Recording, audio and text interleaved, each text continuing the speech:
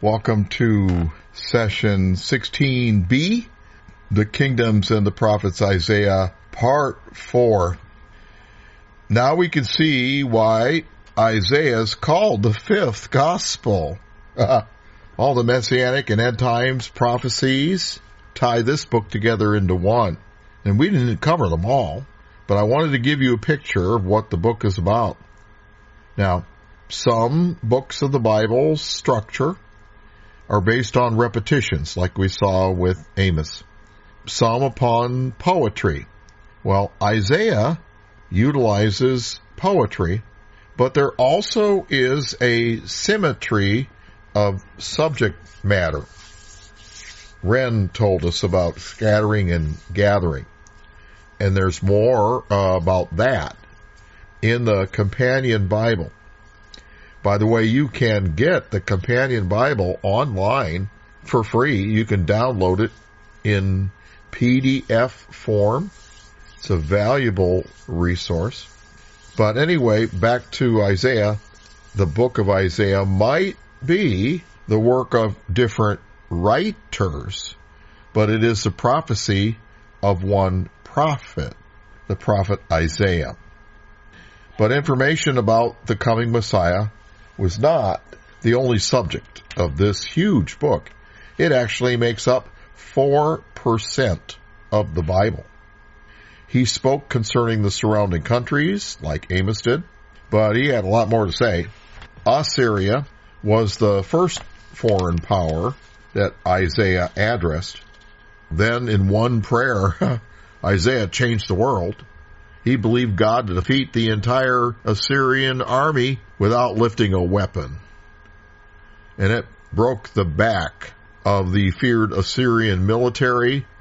And then the Babylonians and the Medes and Persians rushed in to fill the power vacuum in the world. The first section of the book, Isaiah chapter 1 through 39, has Isaiah's name that occurs. And he primarily deals with Assyria. And then, chapter 40 and beyond, the prophecies switch to involve Babylon and Persia. Now, the higher critics, quote unquote, try to say that the latter third of the book was written by a different prophet. And they point out some differences. But I believe the whole book is the words that God gave one man, Isaiah. Of course, Jesus and the apostles agree with me, as E.W. Bullinger points out. Any differences can be attributable to two things. First thing is different subject matter, because circumstances changed. The miracle that destroyed the Assyrian army broke the back of the Assyrian Empire, so that in the latter part of Isaiah, their next political nemesis was Babylon. And number two, I believe that the school of the prophets was the quote-unquote publishing house and caretaker of the words of the prophets due to the natures of Kings and Chronicles that we saw. Those were books edited from even older source material. So, Isaiah, or his secretary, wrote the first two-thirds of the book of Isaiah, and someone else from the school of the prophets may have written the last third. There's even more themes beyond that in the book. But first I want to mention this. Look at 2 Kings 18:1. Now it came to pass in the third year of Hoshea, son of Elah, king of Israel, that Hezekiah the son of Ahaz, king of Judah, began to reign. 25 years old was he when he began to reign, and he reigned 29 years in Jerusalem. His mother's name also was Abi, the daughter of Zechariah. And he did that which was right in the sight of the Lord, according to all that his father did. He removed the high places.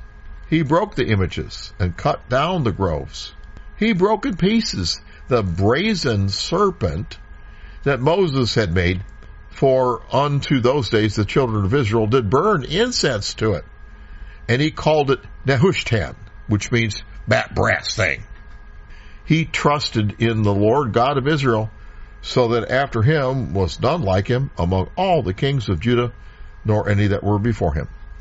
Now, believe it or not, there are critics of the Bible that like to point out seeming contradictions, and they maintain that it's all religious myth and that the things that the Bible reports did not happen. But Wren has shown us evidence, archaeological evidence, monuments that have the names of kings written on them that match what the Bible says. Well, recently in Israel, something was discovered that documented the name of Hezekiah. I will give you a PDF on this, but King Hezekiah in the Bible, the royal seal of Hezekiah comes to light. This is written March the 12th, 2022. The royal seal of Hezekiah, king of Judah, was discovered in the Ophel excavations under the direction of archaeologist Eliat Mazar. The royal seal of King Hezekiah was found in an archaeological excavation. The stamped clay seal, also known as a bulla, was discovered in the Ophel excavations at the foot of the southern wall of the Temple Mount in Jerusalem. The discovery was announced in a press release by the Hebrew University of Jerusalem Institute of Archaeology, under whose auspices the excavations were conducted. The bulla, which measures just over a centimeter in diameter, bears a seal impression depicting a two-winged sun disk flanked by Ankh symbols and containing a Hebrew inscription that reads, "Belonging to Hezekiah, son of Ahaz, king of Judah." The bulla was discovered along with 33 other stamped bullae during a wet sifting of dirt from a refuse dump located next to a 10th century BC royal building in Ophel. Now, in the ancient Near East, clay bulla were used to secure the strings tied around rolled up documents. The bullae were made by pressing a seal into a wet lump of clay. The stamped bulla served both as a signature and a means of ensuring the authenticity of the document. Now, the seal had two symbols on it. This is my comment. The Ankh, which looks like a capital T with a loop at the top. It is an Egyptian symbol of long life or immortality. Number 2, it had a winged sun disk with rays, which was an ancient Egyptian religious symbol that was promoted by Pharaoh Akhenaten, called the Aten. Akhenaten rejected the Egyptian polytheistic religion in favor of monotheism of one God. So this sun disk represents one God, and it represents royalty as well. Now back to the comments from the article. The winged sun disk appears in reliefs with Assyrian rulers as a symbol for royalty. From around the 8th century BC, the winged solar disk appears on Hebrew seals connected to the royal house of the kingdom of Judah. Many of these are seals and jar handles from Hezekiah's reign, together with the inscription, "Belonging to the king." Typically, Hezekiah's royal seals feature 2 downward-pointing wings and 6 rays emanating from the central sun disk, and some are flanked on either side with the Egyptian Ankh, or key of life symbol. Prior to this, there were examples from the seals of servants of King Ahaz and King Uzziah. All right, so that's the end of the article. Now, this brings up a point. There are people who harp about certain symbols having pagan origins, like the cross, and that we should not use them, or Christmas trees, or the Easter bunny. Well, Do you think that the prophet Isaiah might have had something to say about that? The royal seal having an ankh on it? Or Hezekiah himself? Remember, he got rid of all the idolatry in the land. So obviously, they did not object to it. That's something interesting to think about. I mean, is what really matters what people think in their heart about stuff like that? I mean, if you really want to turn a Christian off that you're trying to share the word with, just complain about the cross they're wearing. I wonder, does the origin of those things really matter to God?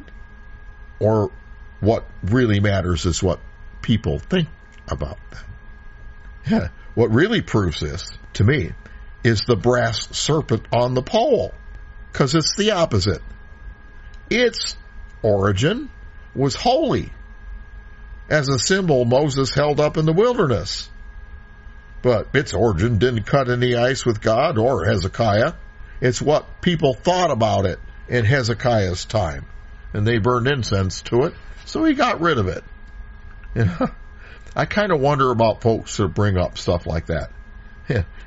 It's like the trouble in River City in the musical Music Man. You know, remember, there's trouble in River City, and that begins with T, and that rhymes with P, and that stands for pool. Are such complaints against crosses as logical as that? Whoa, Nelly. Honestly, I think stuff like that is a cheap way to lead and to attract attention to yourself. Because you know what? You don't have to do anything. Just not do something. And point out, say people how important you are because you're not doing something.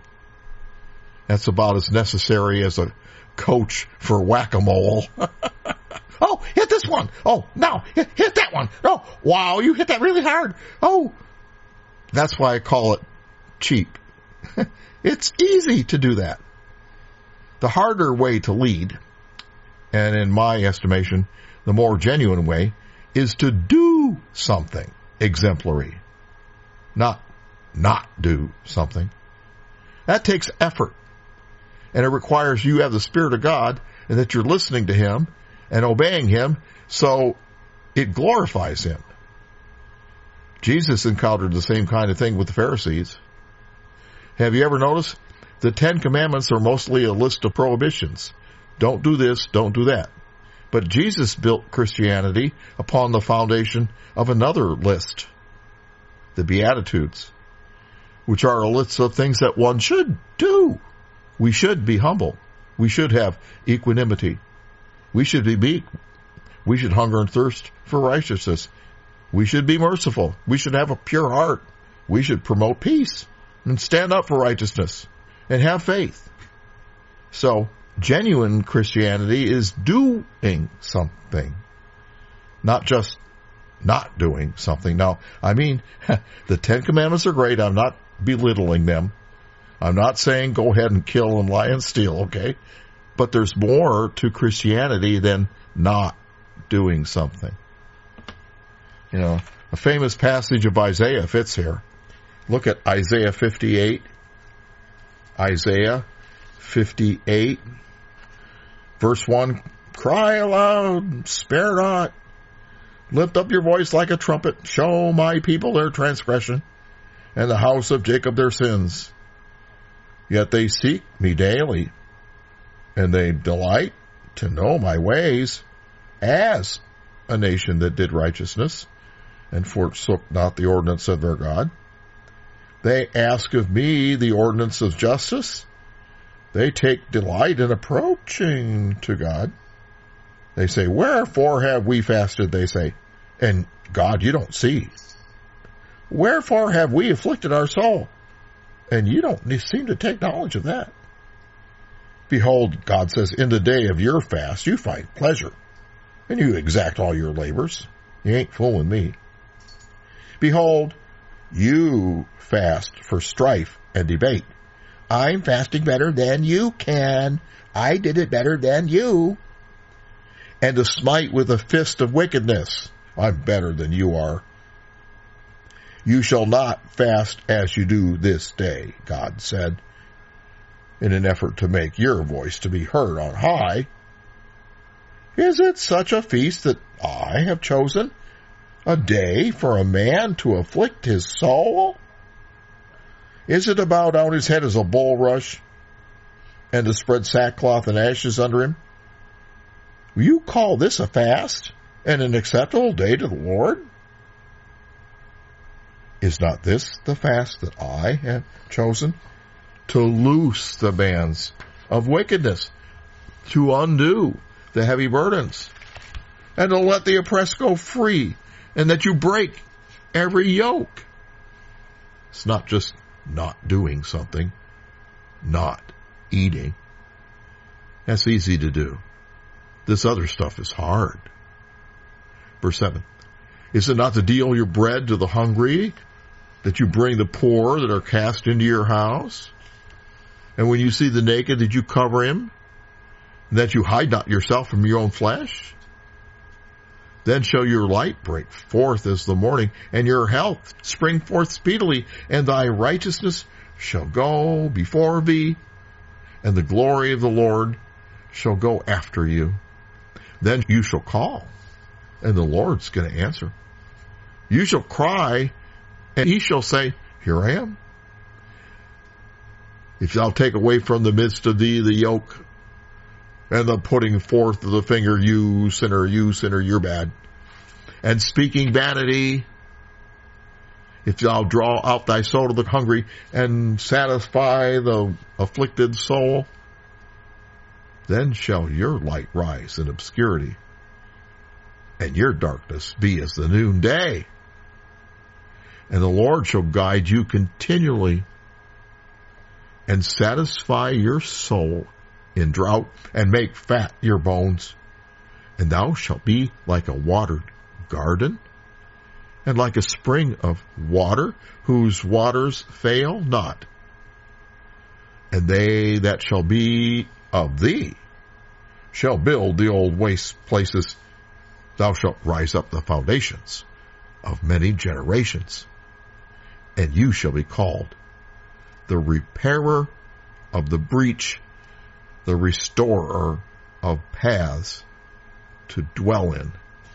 Beautiful. Do you want all those things? Do you want God to answer when you call? Do you want him to say, Here I am, when you cry? Do you want your light to break forth as the morning? And all those other wonderful things? Well, it says how to get them right there. The fast that God chose in verse 6 to help people loose the bands of wickedness, to help folks undo the heavy burdens, to let the oppressed go free, and that you break every yoke, and deal your bread to the hungry, and bring the poor that are cast out into your house, and cover the naked.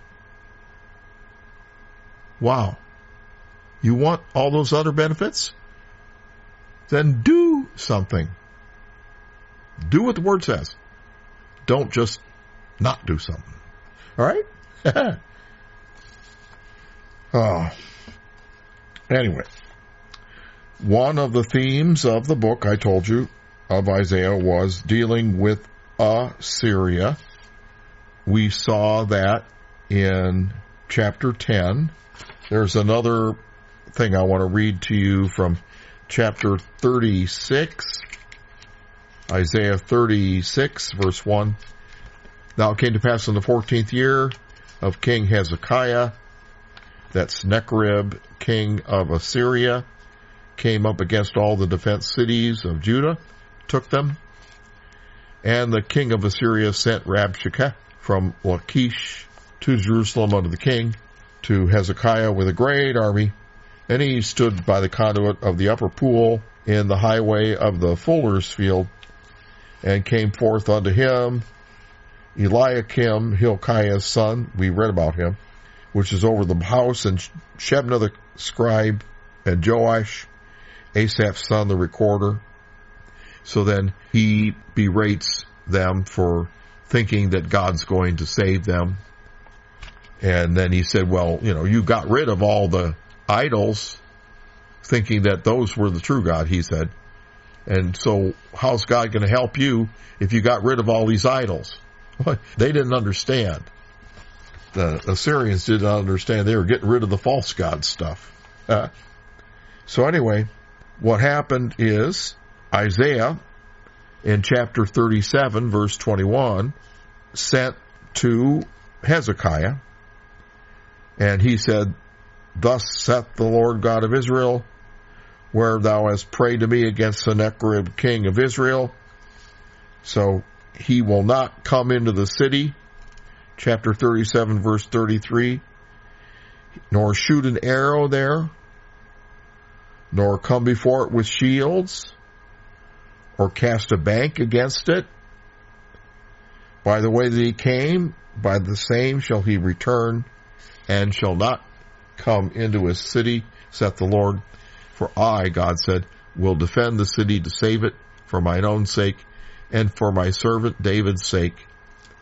And then chapter 37, verse 36 says, that an angel of the Lord went forth and smote in the camp of the Assyrians 185,000. And when they arose early in the morning, behold, they were all dead corpses. Wow. And that actually happened. The whole Assyrian army was wiped out.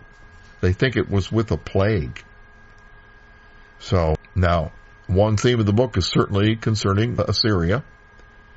And like Babylon later, Assyria became a type, an antitype. It's like in the world of the future, there's going to be a Babylon and there's going to be a figurative Assyria. Babylon is a type, an antitype is the adversary's kingdom in the future. But what I'm going to do now, for a moment, we're going to jump out of Isaiah and we're going to consider another prophet, Nahum. Isaiah set it up, literally, so Nahum could spike it. Nahum gives the final pronouncement against Nineveh, the capital city of Assyria. So, go ahead, turn to Nahum in your Bible. Nahum chapter 1, verse 1. Nahum chapter 1, verse 1. It reads, the burden of Nineveh, the book of the vision of Nahum the Echoshite. Now, this is written in Hebrew poetry. Verse 2. God is jealous, and the Lord revenges. The Lord revenges, and is furious. The Lord will take vengeance on his adversaries, and he reserves wrath for his enemies. The Lord is slow to anger, and in great power, and will not at all acquit the wicked. The Lord hath his way in the whirlwind and in the storm, and the clouds are the dust of his feet. He rebukes the sea and makes it dry. He dries up all the rivers. Bashan languishes, and Carmel, and the flower of Lebanon languishes. The mountains quake at him, and the hills melt, and the earth is burned at his presence. Yea, the world and all that dwell therein. Who can stand before his indignation? And who can abide in the fierceness of his anger? His fury is poured out like fire, and the rocks are thrown down by him. The Lord is good, a stronghold in the day of trouble, and he knows them that trust in him. But with an overrunning flood he will make an utter end of the place thereof, and the darkness shall pursue his enemies. What do you imagine against the Lord? He will make an utter end. Affliction shall not rise up the second time. For while they be folded together as thorns, and while they are drunken as drunkards, they shall be devoured as stubble fully dry. For there is one come out of thee that imagineth evil against the Lord, a wicked counselor. Thus saith the Lord, though they be quiet, and likewise many, yet thus shall they be cut down. When he shall pass through, though I have afflicted thee, I will afflict thee no more. Ain't going to do it a second time, because you don't need it. It's going to be so thorough. For now I will break his yoke from off thee, and I will burst thy bonds in sunder. And the Lord hath given a commandment concerning thee, that no more of thy name be sown. That's Assyria. Out of the house of thy gods will I cut off the graven image and the molten image, and I will make thy grave, for thou art vile. Behold upon the mountains the feet of him that brings good tidings of published peace. O Judah, keep thy solemn feast, perform thy vows, for the wicked shall no more pass through thee. He's utterly cut off. He that dashes in pieces is come up before thy face. Keep the munition, watch the way, make thy loins strong, fortify thy power mightily. For the Lord hath turned away the excellence of Jacob as the excellency of Israel, for the emptiers have emptied them out, and marred their vine branches. The shield of his mighty men is made red, and the valiant men are in scarlet. Now this is talking about when Nineveh gets attacked. And guess who does that? I will give you a PDF of the Fall of Nineveh Chronicle. This is tablets that were dug up, and they talk about the fall of Nineveh. And Ren was talking about those battles that occurred at Carchemish and that Josiah was killed at.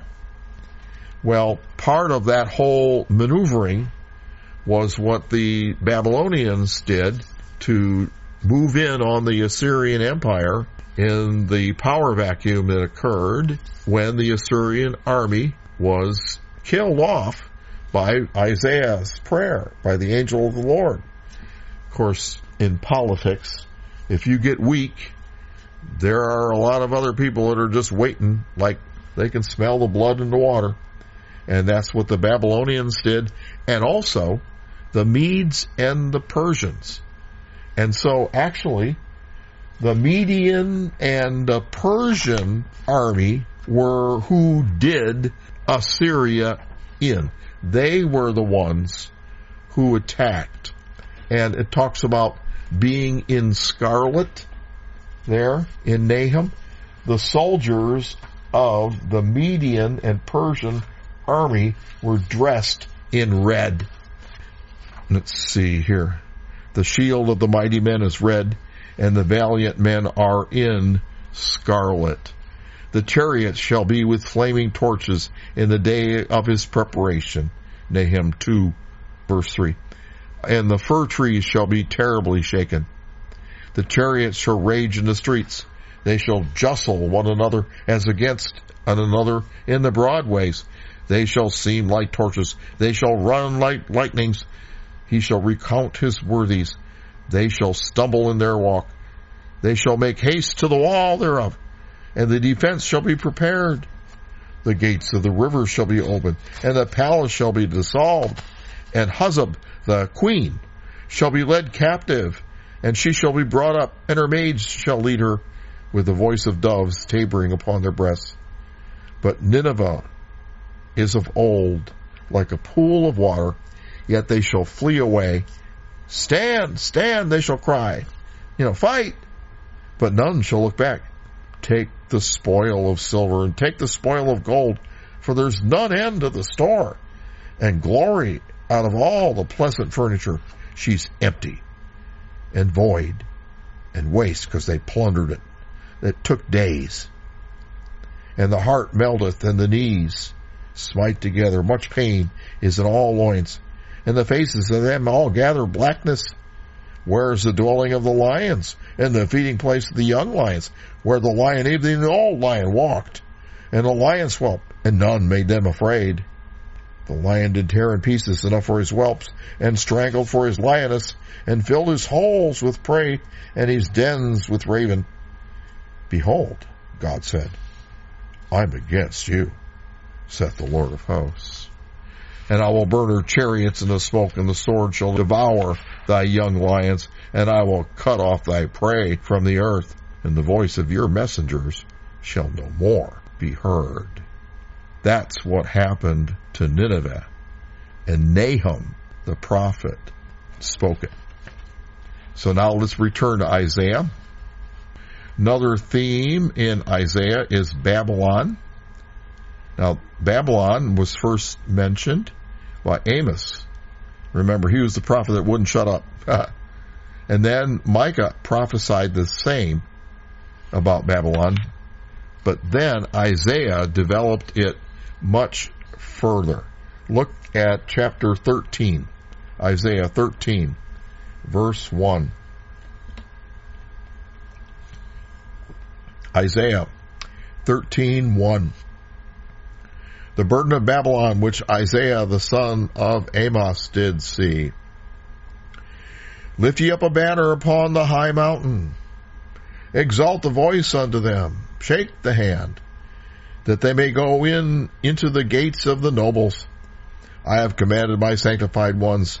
I have also called my mighty ones for mine anger, even them that rejoice in my highness.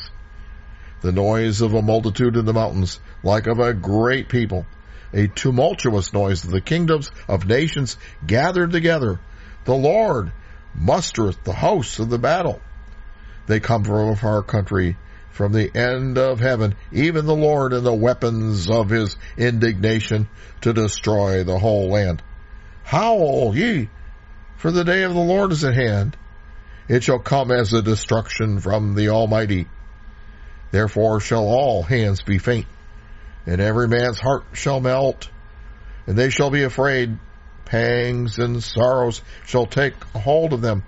They shall be in pain as a woman that travaileth. They shall be amazed one at another. Their faces shall be as flames. Behold, the day of the Lord cometh, cruel both with wrath and fierce anger, to lay the land desolate, and he shall destroy the sinners out of it. For the stars of heaven and the constellations thereof shall not give their light. So the pagan gods and all that ain't going to tell you any good stuff. The sun shall be darkened in his going forth, and the moon shall not cause her light to shine. And I will punish the world for their evil, and the wicked for their iniquity. And I will cause the arrogancy of the proud to cease, and I will lay low the haughtiness of the terrible. Wow. This is about Babylon. Verse 12. I will make a man more precious than fine gold, even a man than the golden wedge of Ophir, because they're going to kill off all the soldiers. Therefore will I shake the heavens, and the earth shall remove out of her place in the wrath of the Lord of hosts, in the day of his fierce anger. And it shall be as the chased roe, the deer, and as the sheep that no man taketh up. And they shall every man turn to his own people, and flee, every one to his own land. Every one that is found shall be thrust through, and every one that is joined unto them shall fall by the sword. Their children shall also be dashed in pieces before their eyes.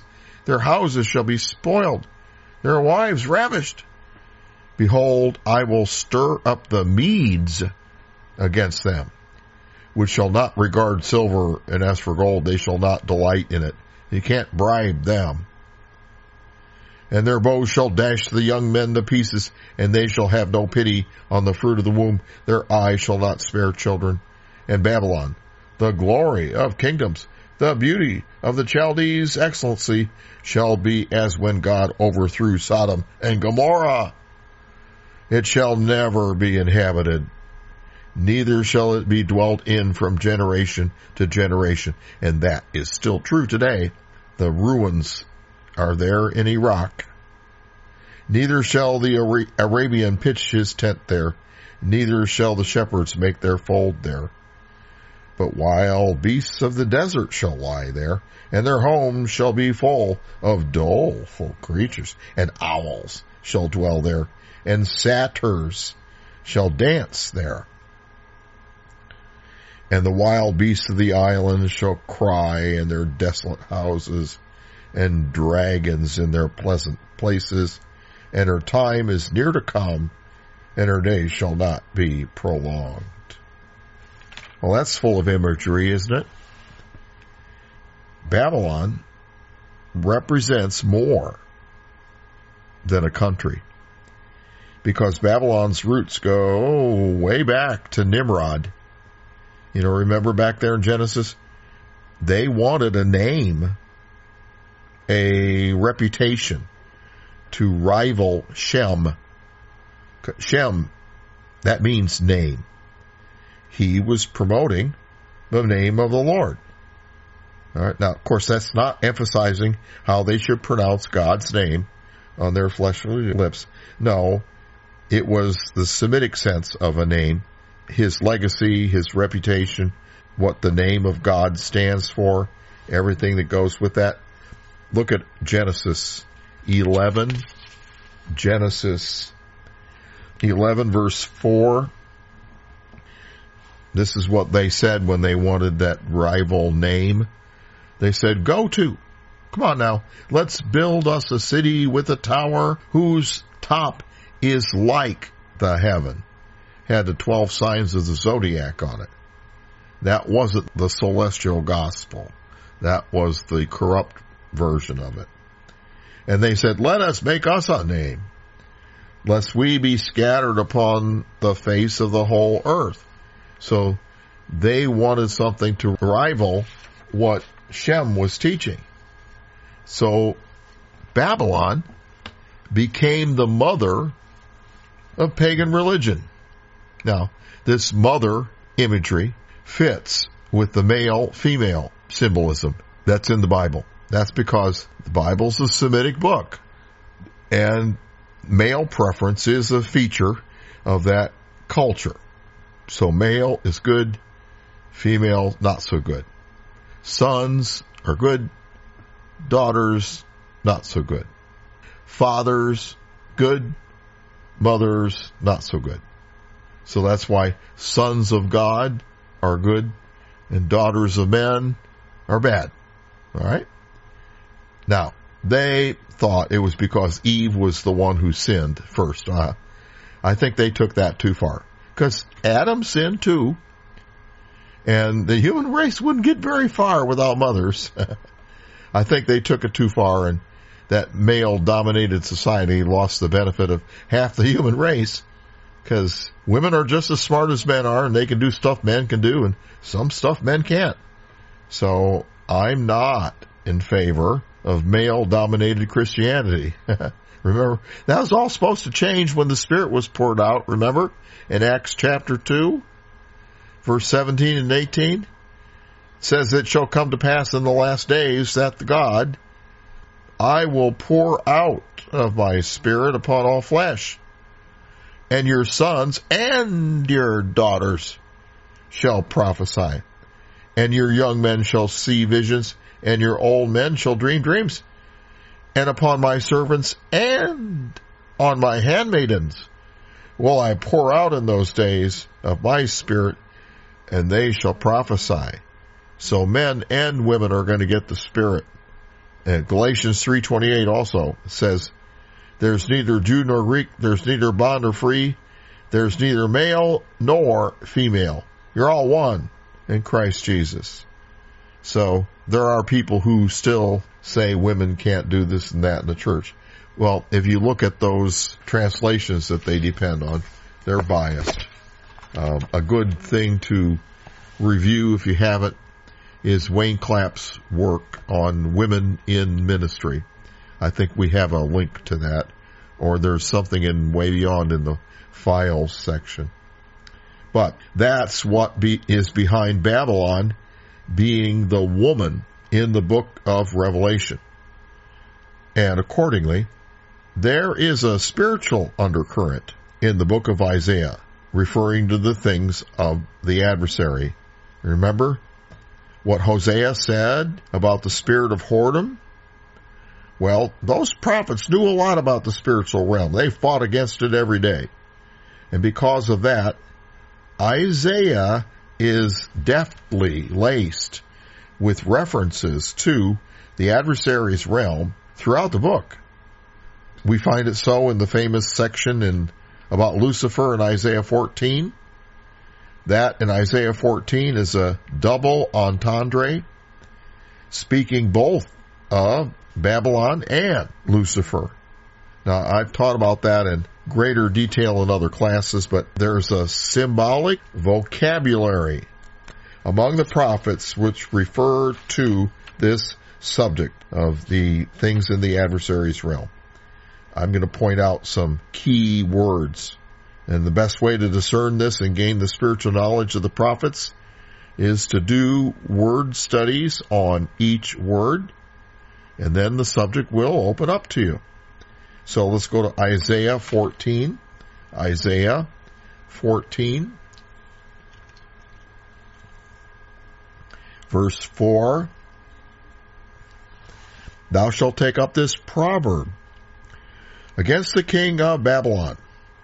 So it's not just a burden. It's not just speaking words. It's a proverb.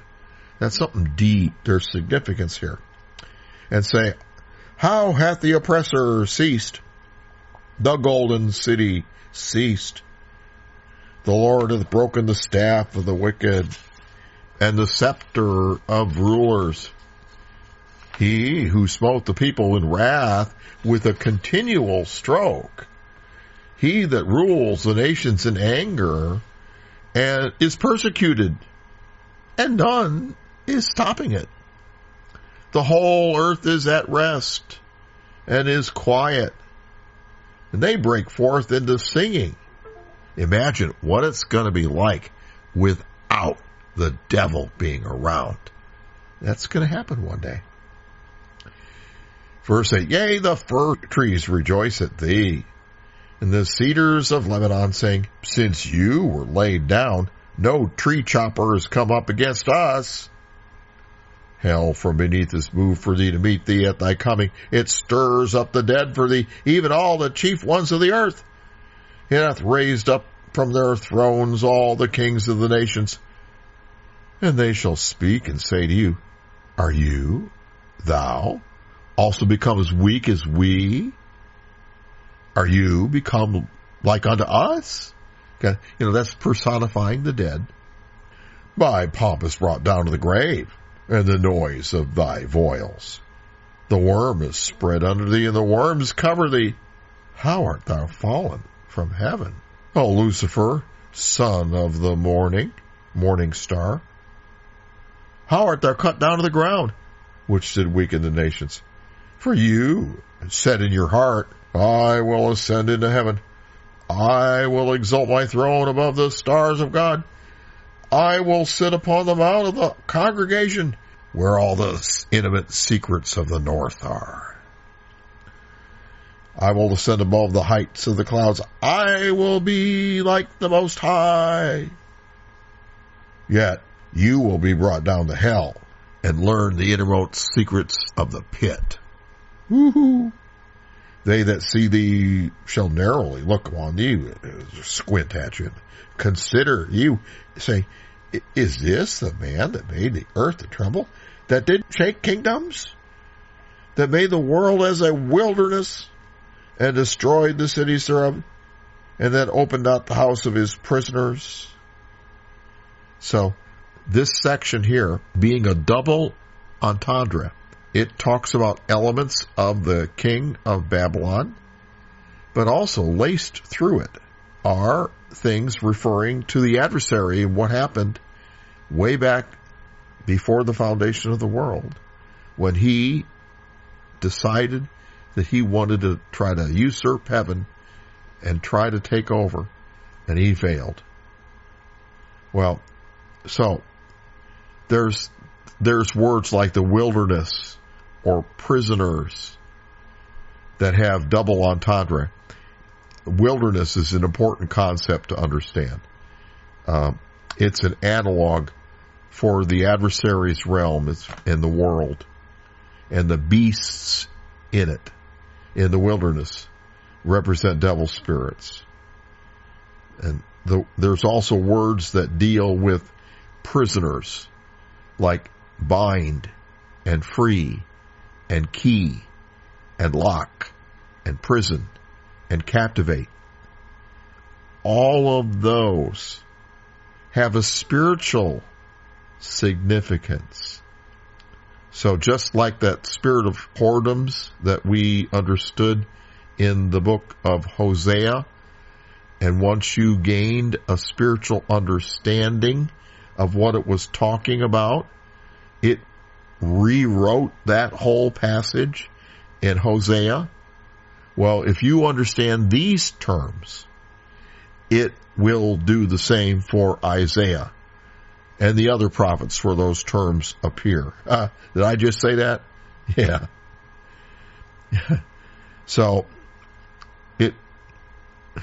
So now, in the rest of chapter 14, it jumps out of the double entendre, and it refers just to the king of Babylon.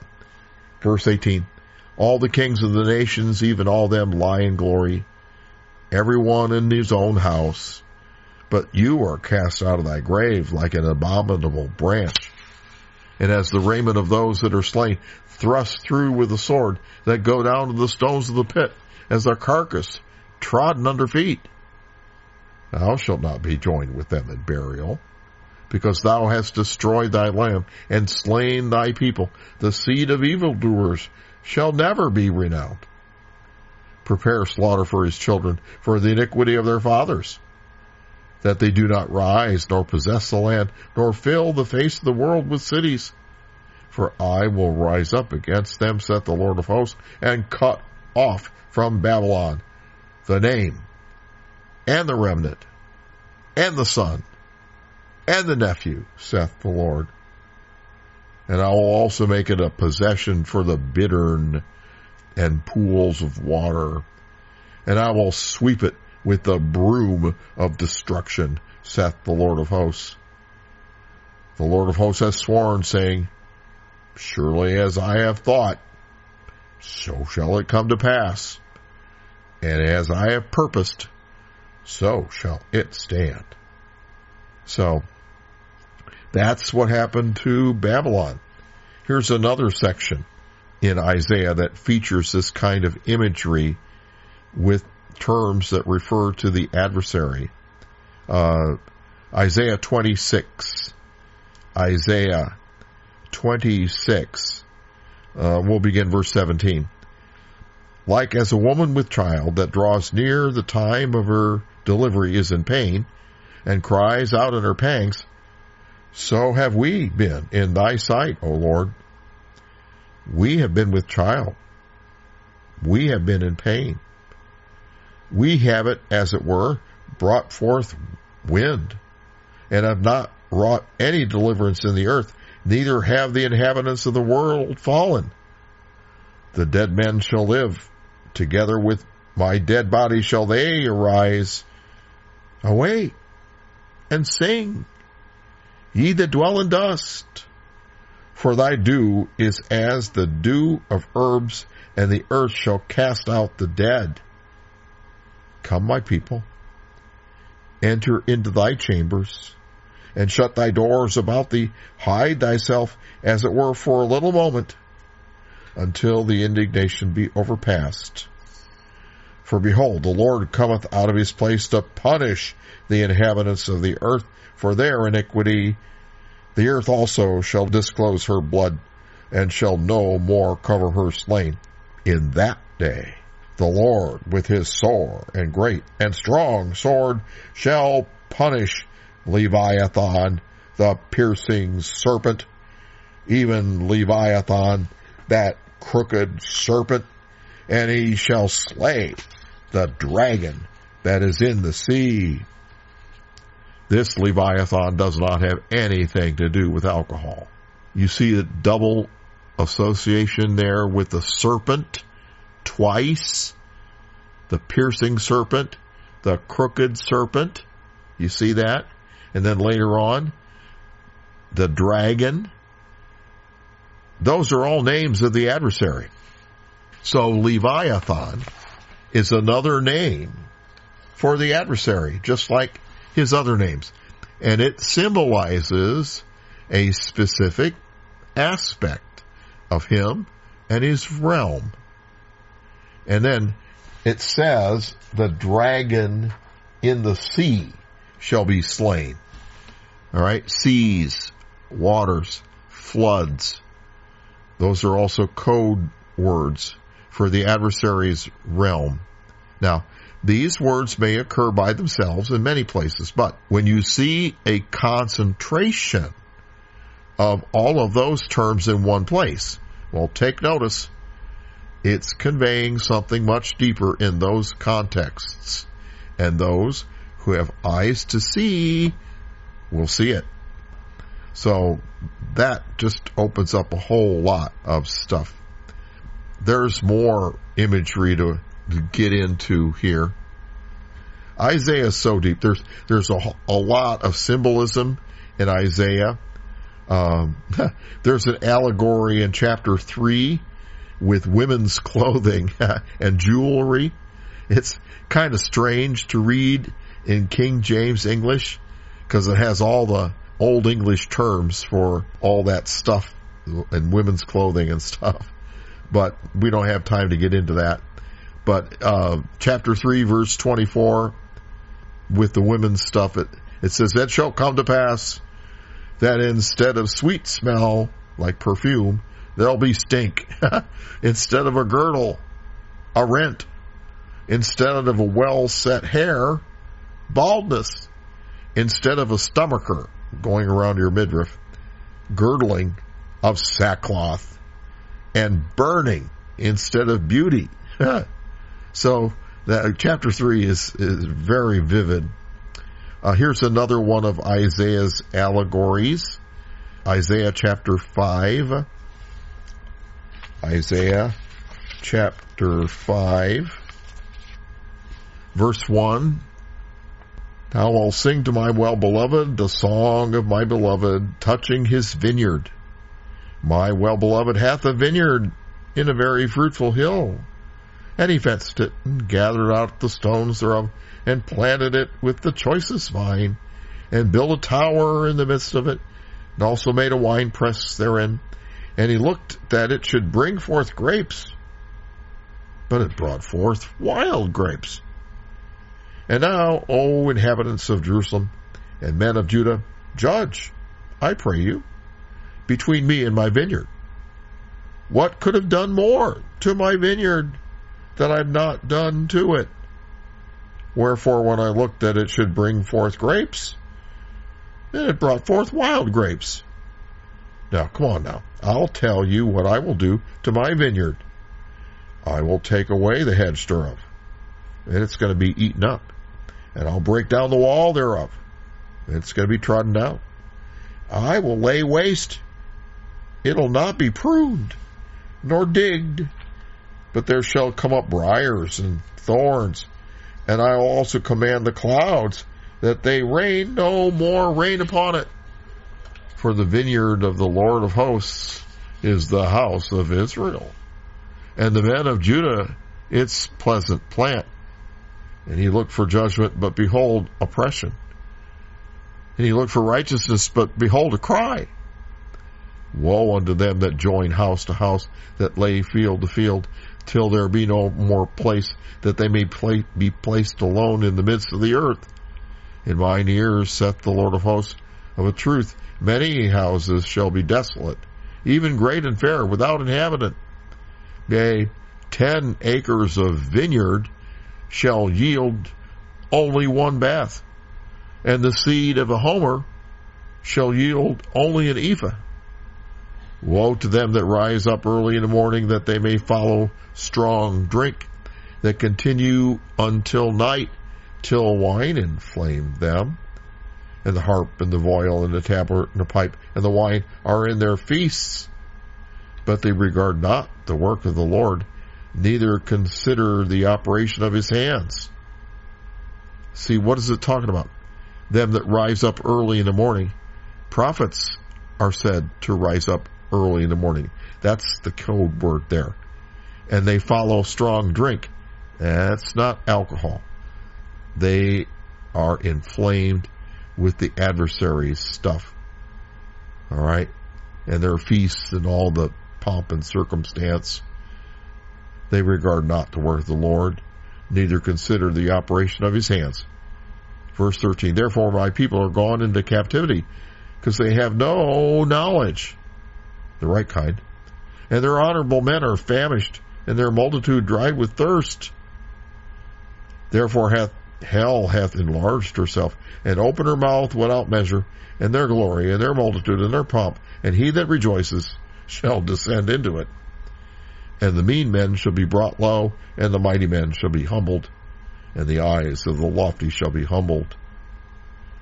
Then verse 16, but the Lord of hosts shall be exalted in judgment, and God that is holy shall be sanctified in righteousness. There's the reversal that we saw in all the other prophets of this era, Amos and Micah and Hosea. Then shall the lambs feed after their manner, and the waste places of the fat ones shall strangers eat. Woe unto them that draw iniquity with cords of vanity, and sin as it were with a cart rope. And they say, let him make speed and hasten his work, that we may see it. And let the counsel of the Holy One of Israel draw nigh and come, that we may know it. It ain't going to happen. Just, come on, God, show it to me. I want to see it. That's the attitude. Woe unto them that call evil good, and good evil, that put darkness for light, and light for darkness, that put bitter for sweet, and sweet for bitter. Woe unto them that are wise in their own eyes, and prudent in their own sight. Woe unto them that are mighty to drink wine, and men of strength to mingle strong drink. I ain't talking about alcohol there.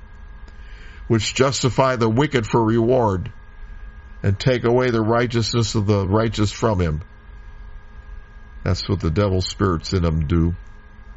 Therefore, as the fire devours the stubble, and the flame consumes the chaff, so their root shall be as rottenness, and their blossom shall go up as dust. Because they've cast away the law of the Lord of hosts, and despised the word of the Holy One of Israel. Therefore is the anger of the Lord kindled against his people, and he hath stretched forth his hand against them, and hath smitten them. And the hills did tremble, and their carcasses were torn in the midst of the streets. For all this his anger is not turned away, and his hand is stretched out still.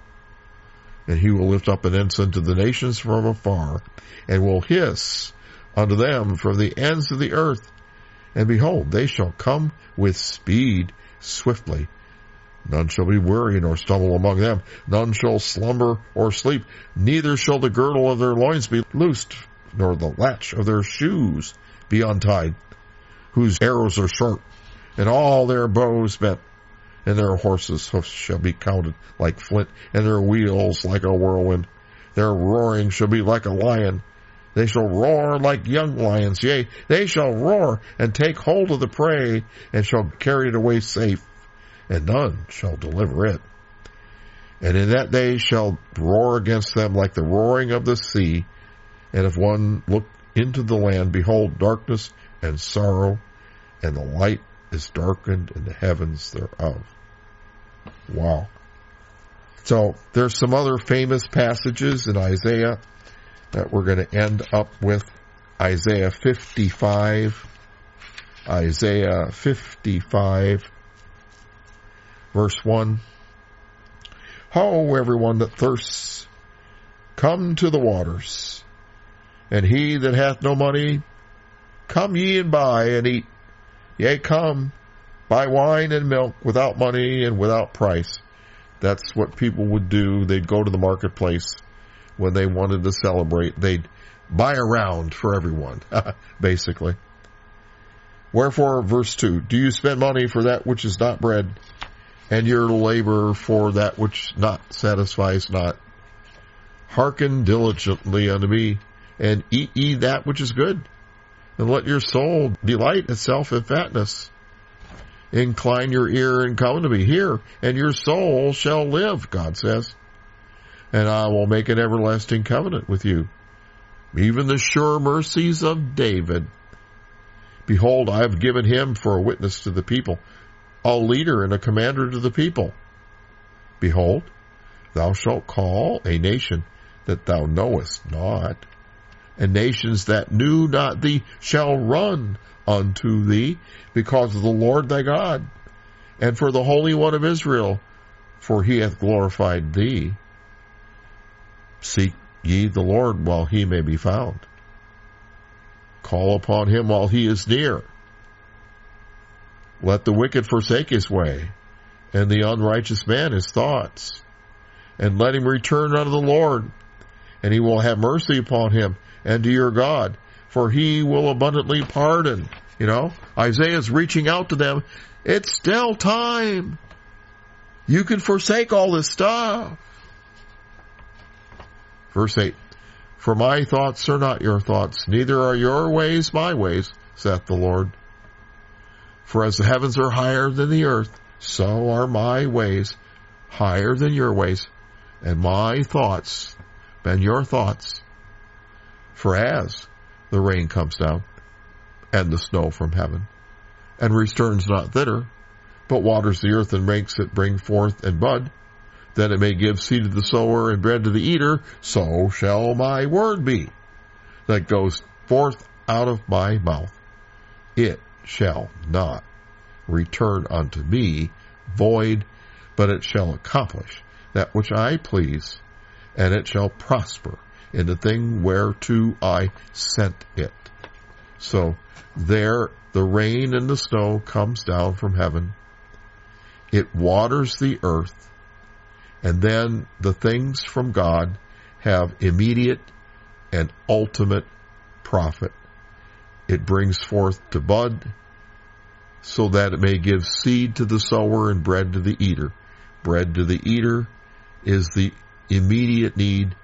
Seed to the sower is the ultimate profit that goes on and on and on. So shall my word be. That's the hallmark of God and his word. Verse 12, for you shall go out with joy and be led forth with peace, and the mountains and the hills shall break forth before you into singing, and all the trees of the field shall clap their hands. When we walk on the word for God, that's how the world will be for us, because we're blessed of God. Verse 13, instead of the thorn shall come up the fir tree, and instead of the briar shall come up the myrtle tree, and it shall be to the Lord for a name. Not a name that you can pronounce on your lips, but a reputation, a legacy, everything he stands for an everlasting sign that shall not be cut off. So, this is all the time we have for Isaiah, but I trust I've catalyzed some interest.